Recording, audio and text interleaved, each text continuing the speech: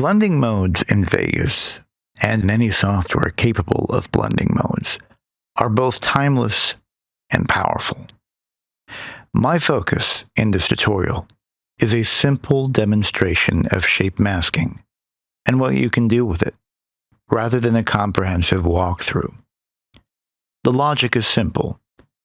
If I were to bring in this shape, which you could make in Microsoft Paint, the white area reveals, the black area hides. I have a Storyblok video of this model walking into the camera, though for the benefit of non-subscribers, you have the option of exploring pixels free of charge. The shape goes to an adjustment track. The footage goes to a standard video track beneath the shape.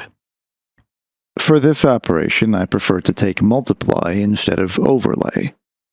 The math is slightly different. You'll have to experiment with the footage you're working with. I combine these elements together, and I get this result.